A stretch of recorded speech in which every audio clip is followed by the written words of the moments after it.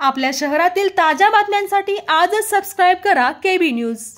या हिरक महोत्सवाच्या निमित्ताने गोकुळ संघानं गेल्या वर्षभरामध्ये आणि विशेषतः बंटी पाटलांनी गेल्या 4 वर्षांमध्ये हा संघ आपल्या ताब्यात आल्यापासून कशा पद्धतीनं या संघाने प्रगती केली, कशा पद्धतीनं दूध उत्पादकांना न्याय देण्याचा प्रयत्न केला, हा सांगण्याचा प्रयत्न केला।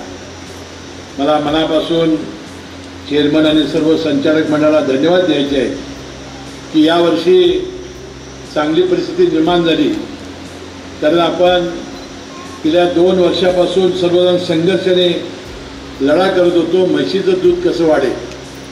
आणि मुंबई शहरामध्ये सर्वात जास्त विक्री आणि पुण्यामध्ये सुद्धा विक्री या म्हशीच्या दुधाला होती आणि तेवढं आपलं संकलन होत नव्हतं। सगळ्यांनी आपण प्रयत्न करून आपण गेल्या वर्षामध्ये चांगल्या पद्धतीचं संकलन केलं। आपलं स्वप्न होतं, कैलासवासी आनंदराव पाटील चोयेकरांचंही स्वप्न होतं की 20 लाख लिटर संकलन आपण करायचं।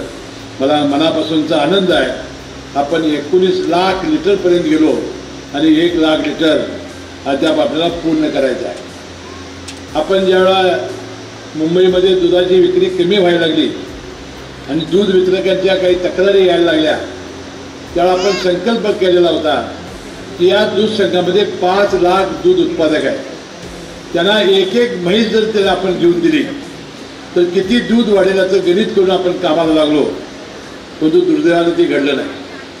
मी सर्व संचालक मंडळाला, सर्व अधिकाऱ्यांना पुन्हा एकदा विनंती करेन की जे शेतकरी आज दूध उत्पादक आपल्याकडे 5 लाख आहेत, त्यापैकी किमान 2-2.5 लाखांनी पुन्हा एक जर म्हैस घेतली तर कोल्हापूर जिल्हा मध्यवर्ती बँक त्यांना आम्ही कर्ज द्यायला तयार आहे, त्याला दूध संघ हा 40,000 रुपये अनुदान द्यायला तयार आहे।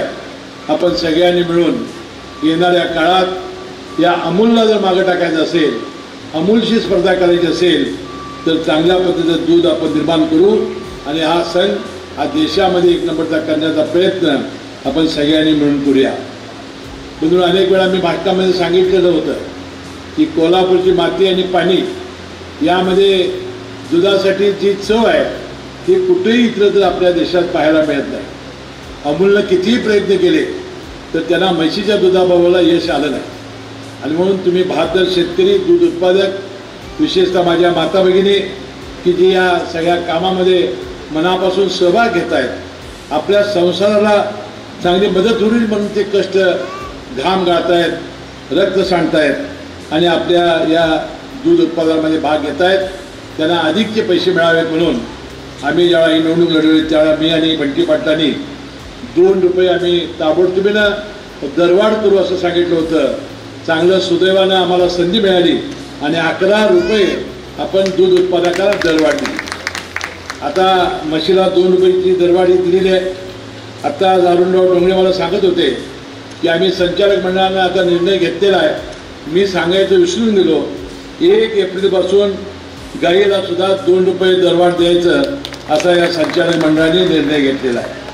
बंधूंनो, यावर्षी चांगली परिस्थिती निर्माण झाल्यामुळं दूध पावडर आणि बटरला चांगली मार्केट मिळाल्यामुळं हिरक महोत्सवासाठी म्हणजे 61 वर्ष होऊन गेलेली होती, 62व 63व सुरू झालं होतं। या हिरक महोत्सवाच्या निमित्ताने जवळजवळ 19 कोटी रुपयाची तरतूद या संचालक मंडळाने यावर्षी केली आणि त्याने जवळजवळ 20 पैसे जादा दुधाचा फरक, त्यानंतर 5 कोटी रुपये आपल्या हिरक महोत्सवाच्या निमित्ताने संस्थांना जाजम आणि घड्याळ, त्याशिवाय 2 कोटी रुपये या कर्मचाऱ्यांना देण्यासाठी 19 कोटीची तरतूद केली। याबद्दल मनपूर्वक तुम्हा सर्व दूध उत्पादकांचे मी आभार